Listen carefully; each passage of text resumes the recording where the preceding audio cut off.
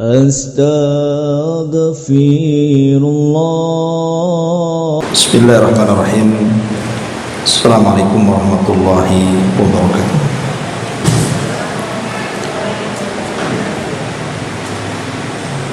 Alhamdulillah wassalatu wassalamu ala rasulillah wa ala alihi wa sahbihi wa mawalah wa la hawla wa la quwata illa billahi wa ba'd. Baik, kita lanjutkan kajian kita, masih membahas surah Al-Mudaththir, dan kita masuk pada ayat ke-27 dan seterusnya. A'udzubillahi minasyaitonir rajim. Bismillahirrahmanirrahim. Wa ma adraka ma saqar, la tubqi wa la tadhar, lawahatu lil bashar, 'alaiha 19. Wa ma ja'alna ashaban nari illa malaika wa ma ja'alna iddatahum illa fitnatan lil ladzina kafaru liyastayqina alladhina utul kitaba wa yazdada alladhina amanu imanan wa la yartaba alladhina utul kitaba wal mu'minun wa liyaqula alladhina fi qulubihim maradun wal kafiruna madza aradallahu bihadza mathalan kadzalika yudhillu Allahu man yasha wa yahdi man yasha wa ma ya'lamu junuda rabbika illahu wa ma hiya illa dzikra lil bashar. Tahukah kamu apa neraka sakar itu? Neraka sakar itu tidak akan meninggalkan sedikit pun bagian jasadmu dan tidak membiarkan luput dari siksanya. Neraka sakar itu akan menghanguskan kulit manusia. Di atasnya ada 19 para malaikat zabaniyah. Kami tidak menjadikan para penjaga neraka itu kecuali para malaikat, dan kami tidak menentukan bilangan mereka kecuali sebagai cobaan bagi orang-orang kafir, agar orang-orang yang diberi kitab menjadi yakin. Orang-orang yang beriman bertambah imannya. Orang-orang yang diberi kitab dan orang-orang mukmin itu tidak ragu-ragu, serta orang-orang yang di dalam hatinya ada penyakit. Dan orang-orang kafir berkata, apakah yang dikehendaki Allah dengan bilangan ini sebagai satu perumpamaan? Demikianlah Allah membiarkan sesat orang-orang yang Dia kehendaki berdasarkan pilihannya, dan memberikan petunjuk kepada orang-orang yang Ia kehendaki berdasarkan pilihannya. Tidak ada yang mengetahui bala tentara Rabbmu atau jumlah para malaikat itu kecuali Allah sendiri. Dan neraka sakar itu tidak lain hanyalah peringatan bagi manusia. Baik, masyarakat muslimat yang dimuliakan Allah subhanahu wa ta'ala, setelah Allah subhanahu wa ta'ala menyebutkan kisah lancangnya Al-Walid ibn Mughirah yang menentang Al-Quran dan ajaran Nabi sallallahu alaihi wasallam, kemudian Allah mengancam bahwa Al-Walid ibn Mughirah, ayahanda Khalid ibn Walid ini, diancam akan dimasukkan ke dalam neraka sakar. Sa'uslihi sakar. Maka mulai Allah subhanahu wa ta'ala menceritakan tentang neraka sakar dan azab-azabnya. Di sini Allah subhanahu wa ta'ala mengatakan, wa ma adraka ma saqar. Tahukah kamu apa neraka sakar itu? la tubki wa la tadhar. Ingat, neraka sakar itu tidak akan meninggalkan sedikit pun dari jasadmu kecuali akan menerima siksaan, dan tidak akan membiarkan ia luput dari siksaan sedikit pun. Tidak mungkin dibiarkan dan tidak mungkin ditinggalkan dari siksa. Kemudian Allah mengatakan lawahatul lil bashar, di mana neraka sakar itu bisa menghanguskan kulit-kulit manusia. Sampai di sini Allah Subhanahu wa taala ingin menjelaskan kepada kita tentang ngerinya azab neraka. Dan ayat ini semakna sebagaimana disebutkan dalam surah An-Nisa, kullama nadijat juluduhum badalnahum juludan ghairaha liyadhuqul azab. Setiap kali kulit mereka gosong kemudian terkelupas, dan mereka pun merasakan sakit yang tidak ada tahu rasanya kecuali Allah, maka Allah akan ganti dengan kulit yang baru kemudian dibakar lagi. Kemudian mereka pun akan dibakar lagi, kulit mereka akan gosong terkelupas kembali, dan mereka merasa kesakitan. Kemudian Allah ganti lagi dengan kulit yang baru. Seperti itulah siksa neraka. Dibakar, dikembalikan, dibakar, dikembalikan, sampai mereka betul-betul merasakan azab Allah Subhanahu wa ta'ala. Hatta yadhuqul azab, sampai betul-betul mereka merasakan azab Allah Subhanahu wa ta'ala. Di dunia saja, Bu, jangan lagi dikelupaskan kulit kita. Terkena satu jarum saja kaki kita, itu rasanya sudah sakit sampai ke ubun-ubun kita. Tapi di neraka ini lebih daripada itu, bukan hanya ditusuk jarum paku atau dibeset dengan pisau, tapi lebih daripada itu, dibakar hidup-hidup, kemudian terkelupas kulitnya seolah-olah dikuliti. Tapi anehnya, setelah kemudian dia merasakan sakit hampir mati, kulit itu dikembalikan, kemudian dibakar lagi, dan begitu seterusnya. Tidak ada kehidupan, tidak ada kematian, yang ada hanya siksaan dan siksaan. Ma'asyiral muslimat yang dimuliakan Allah Subhanahu wa ta'ala, tentu siksaan penduduk neraka ini beragam sesuai dengan dosa yang dilakukan di dunia. Lalu gambarannya seperti apa? Ma'asyiral muslimat yang dimuliakan Allah Subhanahu wa ta'ala, pertama, gambaran orang-orang kafir dan orang-orang munafik.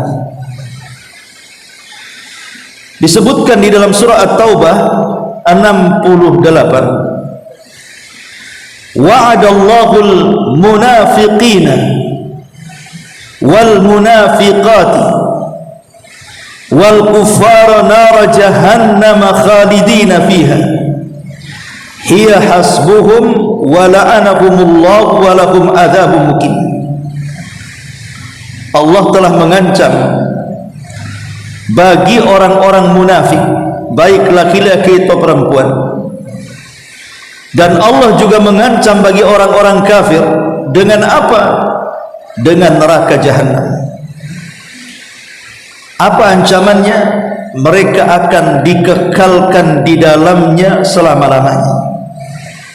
Cukuplah neraka itu bagi mereka, dan Allah melaknati mereka, dan bagi mereka azab yang tidak akan pernah selesai.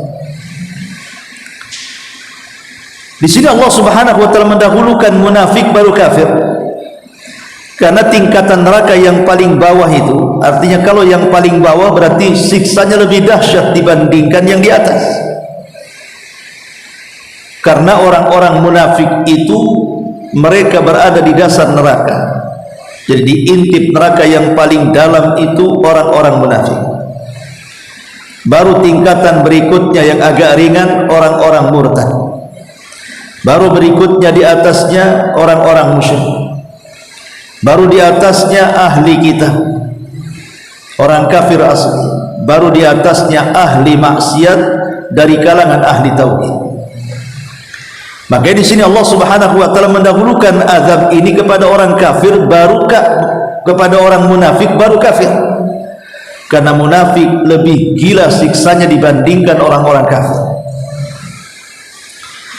Yang kedua, orang yang membunuh jiwa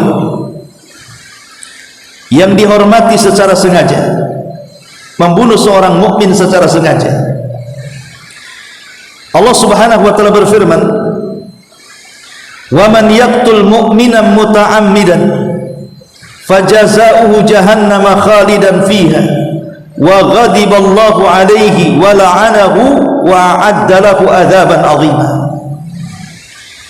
Dan barang siapa yang membunuh seorang mukmin secara sengaja, sengaja dia membunuhnya, maka balasannya dalam jahannam, ia akan dikekalkan di dalamnya. Allah akan murka kepadanya dan Allah akan mengutuknya serta menyediakan azab yang sangat besar baginya. Tentu pembunuh pada dasarnya menurut akidah Ahlussunnah wal Jamaah tidak bisa mengekalkan orang yang masuk ke dalam neraka kekal selamanya. Karena keyakinan ahli sunnah, para pelaku dosa besar tidak kafir, hanya sedang turun imannya. Lalu kenapa di sini Allah Subhanahu wa taala mengatakan khalidan fiha, dikekalkan di dalamnya? Kalimat kekal itu ada dua macam. Ada kekal saking lamanya, ada kekal saking lamanya di mana dia tidak mungkin keluar dari neraka. Ada kekal saking lamanya tetapi tidak dikekalkan di neraka. Lah, bagian yang pertama, saking lamanya dan tidak akan pernah keluar darinya, merekalah nerakanya orang-orang kafir. Adapun para pelaku dosa besar dari kalangan orang-orang yang beriman seperti membunuh seorang mukmin secara sengaja, maka dibilang kekal juga karena lamanya dia di neraka, tapi bukan berarti dikekalkan selamanya. Jadi kekal itu karena lamanya, bukan kekal selama-lamanya. Dan kita tahu satu hari di neraka ibarat disiksa di dunia 1000 tahun. Bagaimana kalau lama hidup di neraka, kita tidak bisa bayangkan siksaannya.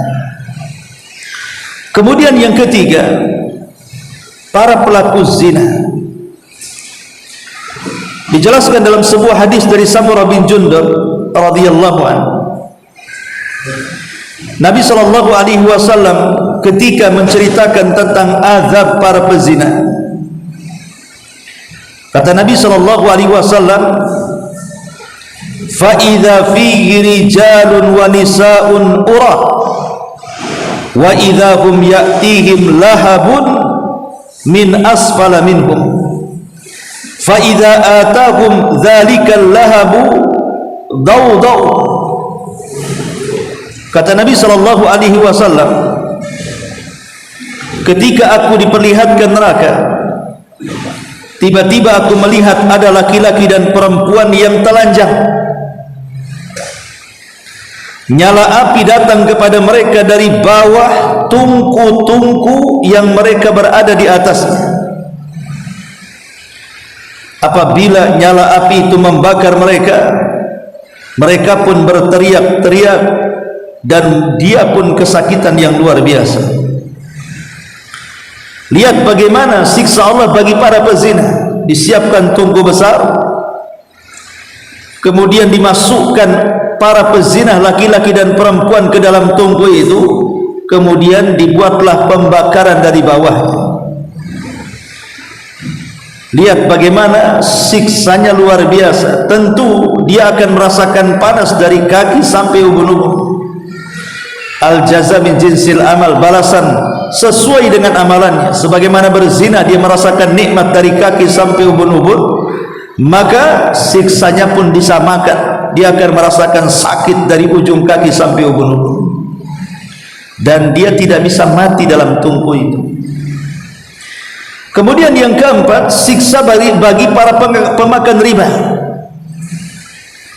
Nabi SAW menjelaskan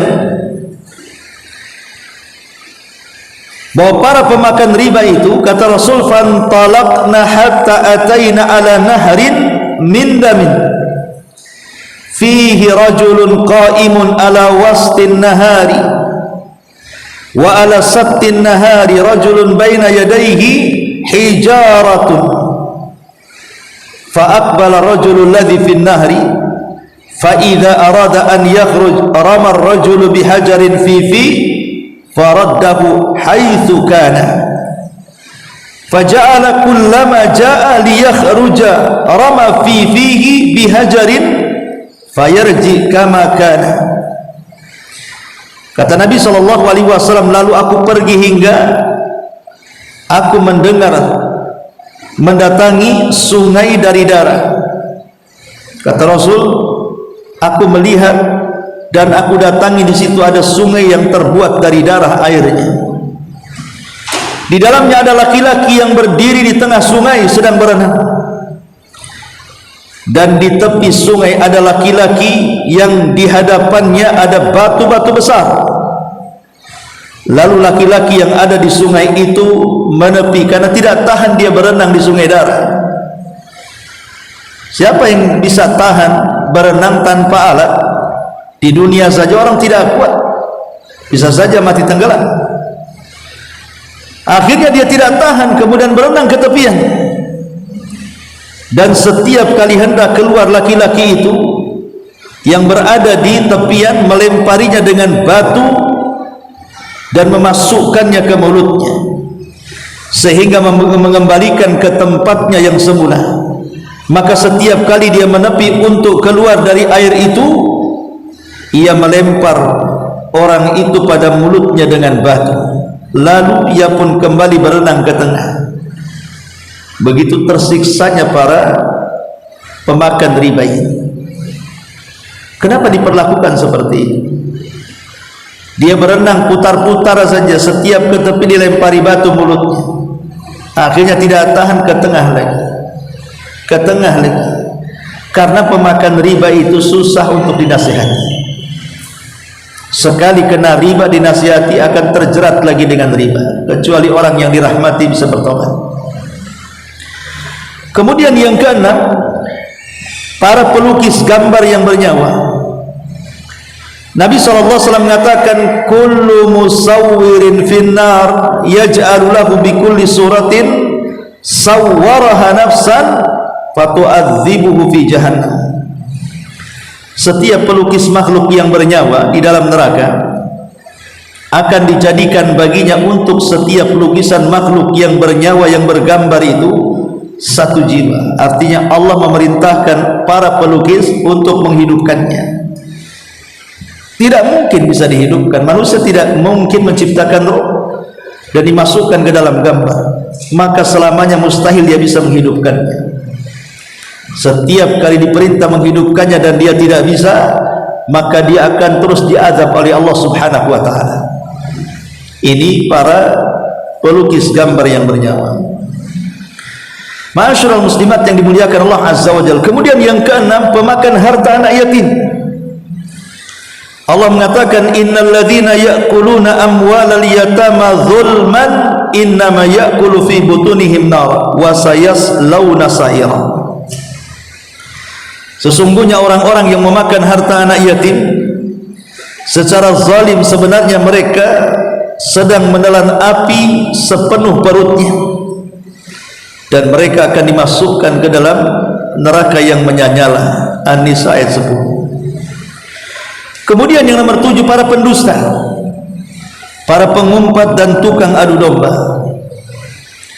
Allah mengatakan dalam surah Al-Waqiah ayat 92, wa amma in kana minal mukadzibina dhallin fanuzulum min hamim wa tasliyatu jahim. Dan adapun jika ia termasuk golongan para pendusta lagi sesat, maka dia mendapatkan hidangan air yang sangat mendidih dan harus diminumnya, kemudian dibakar di dalam jahannam. Naudzubillah. Kemudian yang nomor 8, orang-orang yang menyembunyikan apa yang diturunkan Allah Subhanahu wa taala, tahu kebenaran tapi tidak mau diungkapkan, tahu kebenaran tetapi malah disembunyikan, tahu kebenaran malah dilanggar kebenarannya. Allah mengatakan innal ladzina yaktumuna ma anzalallahu minal kitabi wa yashtaruna bihi thamanan qalila ulaika ma ya'kuluna fi butunihim illa an-nar wa la yukallimuhumullahu yawmal qiyamah wa la yuzakkihim wa lahum adzabun alim. Sungguh orang-orang yang menyembunyikan apa yang telah diturunkan Allah, yaitu Alkitab, dan menjualnya dengan harga yang rendah, mereka itu sebenarnya tidak memakan atau menelan ke dalam perutnya melainkan sepenuh api di dalam perutnya, dan Allah tidak akan bicara dengan dia pada hari kiamat. Allah tidak akan mensucikannya mereka pada hari kiamat, dan mereka telah menanti siksa yang amat sangat pedih. Dan banyak lagi gambaran-gambaran dari orang-orang yang akan disiksa oleh Allah Subhanahu wa taala pada hari kiamat. Ma'asyiral muslimat yang dimuliakan Allah Subhanahu wa taala, kita tahu bahwa neraka ini panasnya tidak bisa dibayangkan. Makanya Allah mengatakan la tubki wa la tadhar lawahatul lil basar. Api di dunia saja, sampai-sampai Nabi SAW mengatakan narukum hadhil lati yuqidu ibnu Adam. Tahukah engkau api yang kalian nyalakan wahai anak Adam di dunia itu adalah juz'un min sab'ina juz'an min hari jahannam. Itu hanya satu bagian daripada 70 bagian panasnya jahannam. Kalau seandainya Allah mengazab dengan api dunia saja untuk hukuman para pendosa, itu sudah cukup sebenarnya. Karena api dunia saja bisa membakar satu dunia. Bagaimana kalau seandainya panasnya dilipat gandakan menjadi 70 kali lipat neraka jahannam? Kita tidak bisa bayangkan. Makanya disebutkan dalam hadis, tapi hadis ini juga dilemahkan para ulama, bahwa awalnya api neraka itu berwarna putih, kemudian setelah 100 tahun berwarna merah, kemudian setelah 100 tahun berwarna hitam, dan sampai hari ini neraka itu berwarna hitam apinya, karena bercampur dengan dukhan, dengan asap hitam yang mengepul, saking panasnya. Makanya di sini Allah Subhanahu wa taala ingin memberikan gambaran kepada kita, jangan macam-macam dengan neraka. Karena neraka itu bahan bakarnya saja matahari dan bulan. Bayangkan matahari jadi bahan bakar. Matahari di dunia saja, Bu, kita tidak tahu jaraknya berapa dari atas kepala kita ini. Yang jelas kita yakini bahwa matahari itu diletakkan oleh Allah untuk manfaat dan maslahat kita manusia. Allah letakkan pas di porosnya, dan Allah Subhanahu wa taala sudah mengatur suhu supaya matahari ini tidak membakar manusia. Makanya keajaiban dari matahari yang Allah ciptakan itu, matahari ini seandainya keluar dari porosnya kemudian menjauh dari manusia, beku kita dibuatnya di dunia ini. Tapi kalau mendekat dan keluar dari porosnya, bisa terbakar hangus badan kita. Makanya Allah sudah atur suhunya, menjauh sedikit saja bumi jadi dingin, mendekat sedikit saja bumi jadi terbakar. Bagaimana pula kemudian matahari yang sedemikian jauhnya kelak pada hari kiamat akan menjadi bahan baku neraka, di mana Allah mengatakan wa jumi'at syamsu wal qamar, kami gabungkan matahari dan bulan kemudian kami pendamkan ke dalam neraka. kemudian kami lemparkan gunung-gunung ke dalam neraka itu yang berbentuk batu-batu itu, baru kemudian kita dilempar ke dalam. Itulah bahan baku neraka. Sampai Allah mengatakan, ya ayyuhalladzina amanu qu anfusakum wa ahlikum nara wa quduhan nasu wal hijarah. Sebutkan dalam surat Tahrim ayat 6, wa quduhan nasu wal hijarah. Bahan bakarnya apa? Manusia dan gunung-gunung batu yang dimasukkan ke dalam neraka. Belum lagi matahari dan bulan yang juga ikut diletakkan di neraka. Kita tidak bisa bayangkan bagaimana panasnya neraka itu. Saat mataharinya dimasukkan ke dalam neraka. Kalau ada yang bertanya, dosa apa matahari ini? Apakah dia melakukan maksiat kepada Allah sehingga dimasukkan ke dalam neraka? Dosa apa bulan ini? Apakah kemudian dosa bulan pernah bermaksiat sehingga harus dimasukkan ke neraka? Para mengatakan matahari dan bulan dipendamkan ke dalam neraka itu bukan karena keduanya melakukan dosa, tidak, tetapi Allah ingin menghinakan orang-orang kafir yang saat di dunia menyembah keduanya.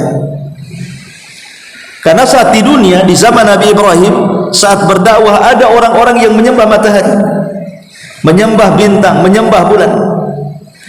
Maka sebagai bukti bahwa keduanya tidak layak disembah, Allah pendamkan ke dalam jahanam, supaya mereka paham bahwa itu bukan sesembahan, itu adalah makhluk Allah subhanahu wa ta'ala. Ma'asyiral muslimat yang dimuliakan Allah azza wa jalla, lawahati lil bashar alaiha tis'ata asar, alaiha tis'ata asar, dan di atas neraka itu ada malaikat-malaikat penjaga zabaniyah yang jumlahnya tidak sedikit, tis'ata asar. Kalimat tis'ata asar, 19 para malaikat ini kan umum. Bisa saja yang dimaksud 19 di sini maksudnya adalah 19 kelompok, bukan 19 hitungan para malaikat, tetapi 19 artinya 19 kelompok dari tentara Allah, di mana masing-masing kelompok tidak ada yang tahu jumlahnya kecuali Allah. Ada juga 19 ini maksudnya 19 kelompok, dan setiap satu kelompok itu memiliki kelompok yang lainnya, sehingga tidak tahu. Makanya nanti di ayat 31-nya di ujung ayat Allah mengatakan, wa ma ya'lamu junuda rabbika illa hu wa ma hiya illa dzikra lil bashar. Tidak ada yang tahu jumlah berapa malaikat itu kecuali Allah subhanahu wa ta'ala. Karena Allah yang mengatakan 19, bisa saja 19 malaikat, betul. Sehingga kemudian ketika ayat ini turun, Abu Jahal meledek dengan ayat ini. Kalau penjaga nerakanya 19 saja, biar ku duel mereka, aku bisa mengalahkannya sehingga aku bisa keluar dari neraka. Kan kurang ajar. Tetapi Allah mengatakan tis'ata asar ini umum. Bisa saja tis'ata asar memang 19 malaikat. Sekalipun 19 malaikat, malaikat ini makhluk yang kuat, tidak bisa ditandingi. Sementara ayat ini umum, artinya bisa 19 malaikat, bisa 19 kelompok malaikat, kan itu. Masing-masing kelompok nggak tahu jumlahnya berapa. Tidak ada yang tahu kecuali Allah subhanahu wa ta'ala. Ma'asyiral muslimin muslimat yang dimuliakan Allah subhanahu wa ta'ala, kita tahu bahwa bisa dikatakan 19, bisa dikatakan 19 kelompok, atau bisa saja 19 itu masing-masing memiliki kelompok-kelompok, wallahu a'lam. Tetapi ada yang mengatakan 19 ini terbagi menjadi 4. Maksudnya terbagi menjadi 4 itu, 19 pertama ditugaskan oleh Allah subhanahu wa ta'ala untuk menggiring orang-orang yang masuk ke dalam neraka. Sebagaimana Allah Subhanahu wa taala berfirman, wasiqal ladzina kafaru ila jahannama zumara. Wasiqal ladzina kafaru ila jahannama zumara. Dan orang-orang kafir itu mereka akan digiring. Orang-orang kafir itu mereka akan digiring ke dalam jahannam dengan rombongan-rombongan. Jadi 19 malaikat, bisa saja memang jumlahnya 9 atau 19 kelompok malaikat yang jumlahnya tidak ada yang tahu kecuali Allah, akan menggiring penduduk neraka dimasukkan ke dalam neraka. Kemudian 19 yang lainnya akan menanti di neraka, akan menyambut orang-orang yang pantas masuk ke dalam neraka. Sebagaimana Allah Subhanahu wa taala mengatakan, wa yauma yud'auna ila nari jahannam, wa yauma yud'auna ila nari jahannam da'a hadhihi nar allati kuntum biha tukadzibun. Dalam surah Tur ayat 13, pada hari mereka didorong ke dalam jahannam dengan dorongan yang sangat kuat sekali. Kemudian mengatakan, inilah neraka yang dahulu kalian suka dustakan. Kemudian 19 yang lainnya dari kalangan para malaikat, khusus tugasnya hanya mengazab Allah, mengazab penduduk neraka saja berdasarkan perintah Allah Subhanahu wa taala. Dan yang keempat adalah pemimpin dari seluruh malaikat yang ada di neraka. Siapa dia? Malik, khazanatun nar, malaikat penunggu neraka, bahkan pemimpinnya para malaikat yang ada di neraka. Ma'asyiral muslimat yang dimuliakan Allah Subhanahu wa taala, adapun gambaran malaikat Malik ini digambarkan dalam Al-Quran bahwa dia malaikat yang sama sekali tidak ada hal yang menarik pada wajahnya. Wajahnya sangat menakutkan sekali, karena tugasnya menyiksa, makanya dibuat menakutkan. Makanya saat peristiwa Isra Mi'raj, Jibril mengatakan kepada Nabi SAW ketika melihat malaikat Malik, apa kata Jibril kepada Rasul? Hadza Malik hazanatun nar. Dia adalah Malik, wahai Muhammad, itulah pemimpin penjaga neraka. Bahkan disebutkan di dalam Al-Quran, tepatnya pada surah Zuhruf ayat 77, wanadau ya Malik, wanadau ya Malik liyaqdi alaina rabbuk. Penduduk neraka pun berteriak-teriak ketika melihat malaikat Malik hadir di hadapan mereka. Wahai Malik, biarlah Tuhanmu membunuh kami saja, kami sudah tidak tahan hidup di neraka ini. Entah berapa lama kami sudah di sini, kami sudah tidak tahan. Ya Malik, bunuh saja kami, jangan sampai Allah menyiksa kami seperti ini. Kami lebih baik mati daripada tersiksa. Malik pun diam, sampai akhirnya dia pun menjawab, qala innakum makisun, kalian akan tetap tinggal di dalam jahannam, kalian tidak akan keluar. Ma'asyiral muslimat yang dimuliakan Allah Azza wa Jalla, alaiha 19. Jadi para malaikat itu tidak ada yang tahu jumlahnya kecuali Allah Subhanahu wa taala. Dari sini kita tahu bahwa hubung kait para malaikat dengan kita ini itu sejak kita berada dalam perut janin. Kalau dengan Adam ya sebelum manusia diciptakan, maksudnya dengan kita itu sudah ada hubungan saat kita berada di perut ibunda kita. Dialah yang datang membawa ruh dan meniupkan ke dalam janin, sambil mencatat berapa rizkinya, berapa ajalnya, berapa senangnya, kemudian termasuk juga su'ul khatimahnya, husnul khatimahnya, semua dicatat. Kemudian ketika lahir saja ke dunia, Allah letakkan satu malaikat untuk menjadi qarin dia. Bahkan ada malaikat kiri kanan di badan kita yang senantiasa mencatat seluruh ucapan kita. Itulah raqib dan atid. Kemudian Allah kirim malaikat hafadhah yang menjaga kita, mulai dari kecil, remaja, sampai dewasa, sampai tua. Kemudian saat meninggal dunia, malaikat juga yang datang mencabut nyawa kita. Saat kita masuk ke dalam kuburan, malaikat juga yang bertanya soal siapa Rabbmu, siapa namamu, siapa nabimu, dan apa agamamu, Munkar dan Nakir.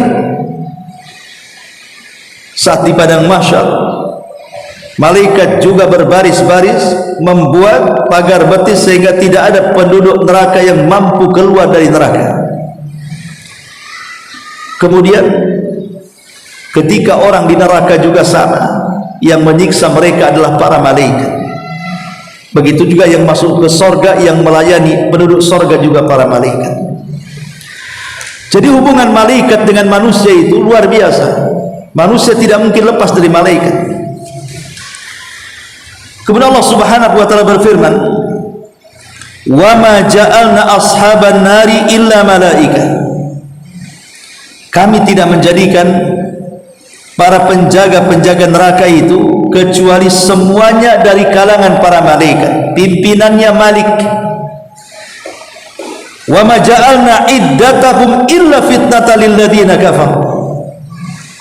Dan tidaklah kami jadikan tentang jumlah mereka para malaikat, berapa bilangannya wallahu alam, ini sebagai cobaan bagi orang-orang yang kafir. Jumlah malaikat tidak ada yang tahu kecuali Allah Subhanahu wa taala. Lalu kenapa Allah Subhanahu wa taala mengatakan tis'at asar, 19 malaikat?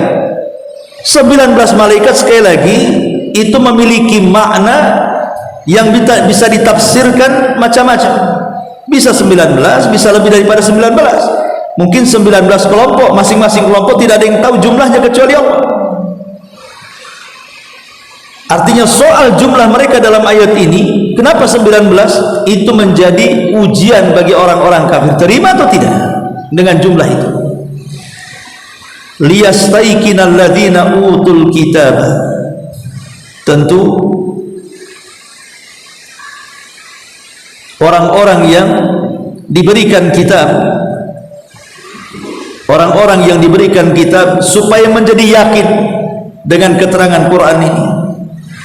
Wa yazdadal ladzina amanu imana.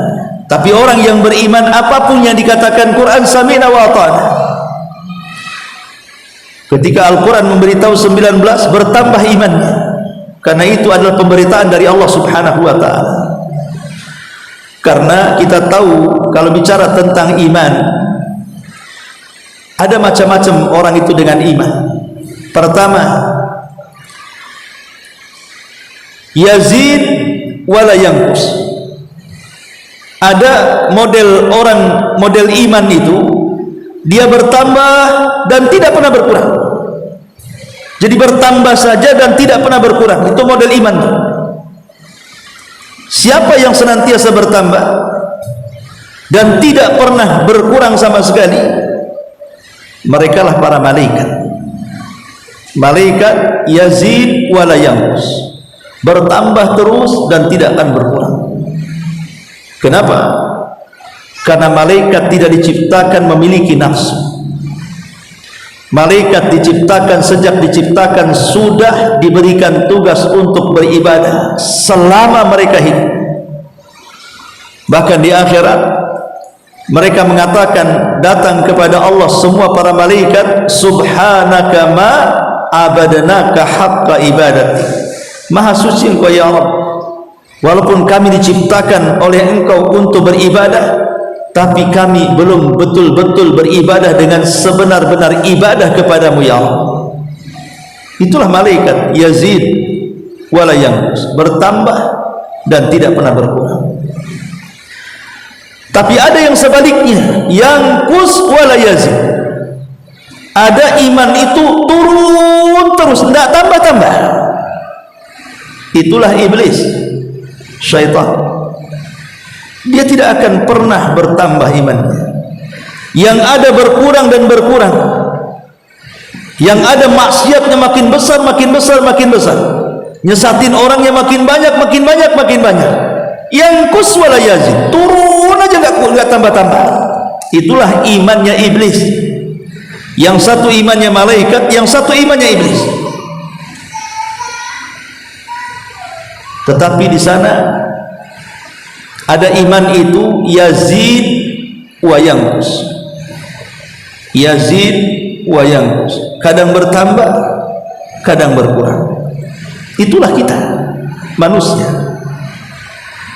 Dan juga jin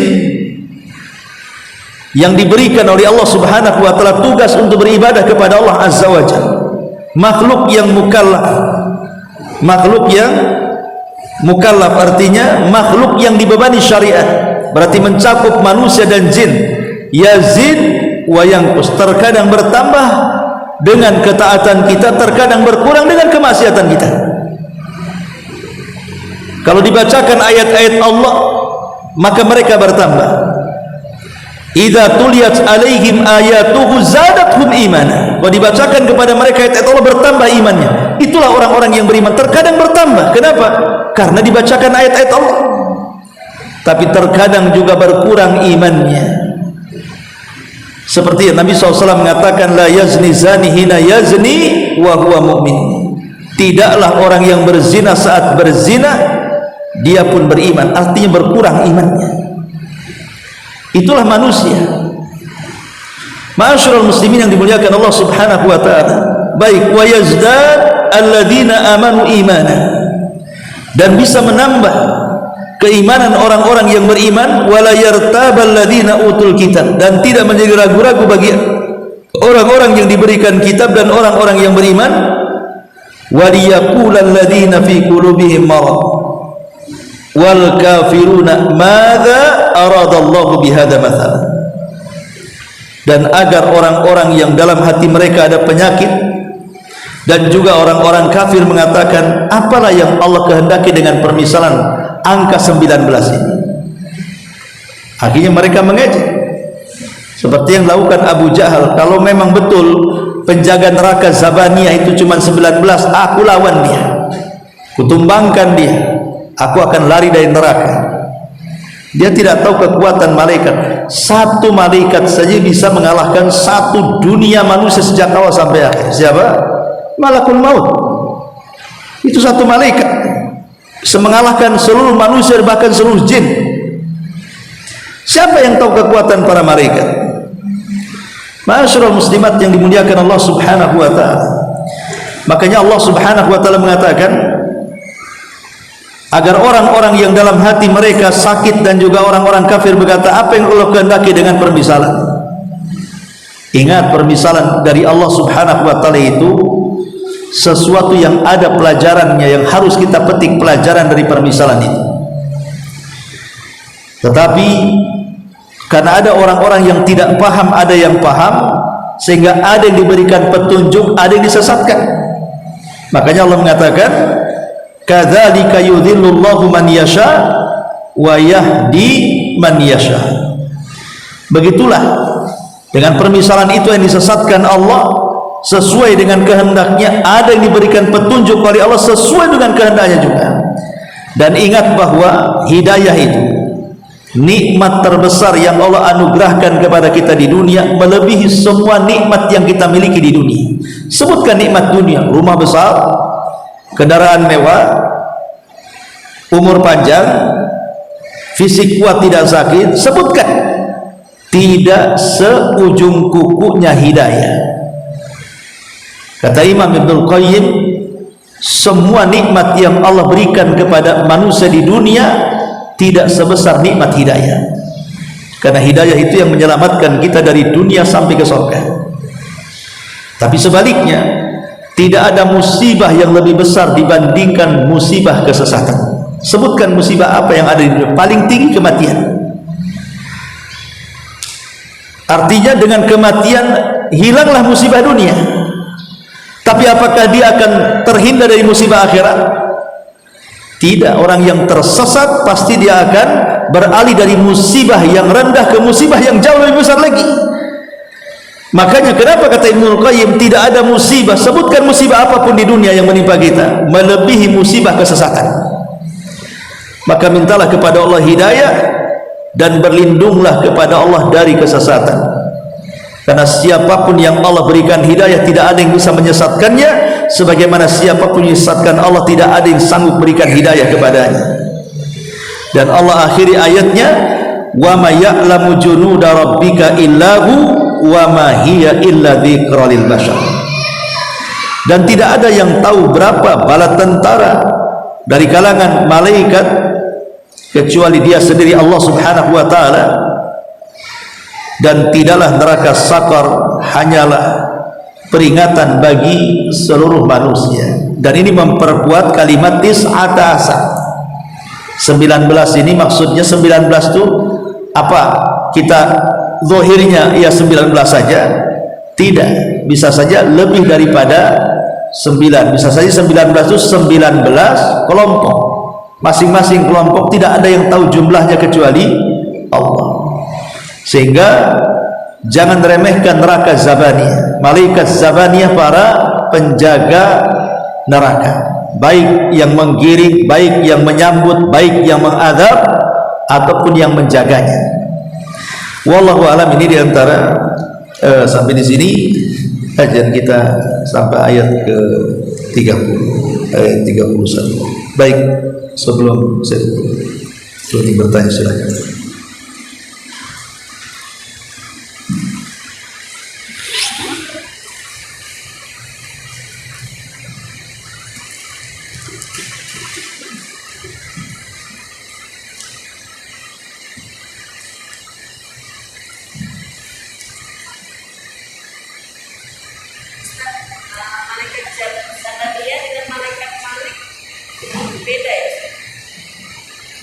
Malaikat Zabaniyah itu penggiring, dia yang giring orang ke neraka, itu disebut Zabaniyatun nar. Adapun Malik itu penjaga, kalau sudah masuk di dalamnya tentu tidak ada yang keluar dari neraka. Makanya Allah mengatakan kullama aradu an yakhruju minha u'idu fiha. Setiap kali penduduk neraka ingin keluar, ada penjaganya, dikembalikan lagi ke dalam. Mau keluar lagi, dibalikan lagi. Seperti itu. Sehingga tidak ada yang lepas dari neraka. Apalagi neraka ada pintunya. Kalau sudah masuk ditutup pintunya, mau keluar dari mana? Kecuali pintunya terbuka. Belum lagi ada para penjaga neraka yang dipimpin oleh malaikat-malaikat itu. Wallahu a'lam.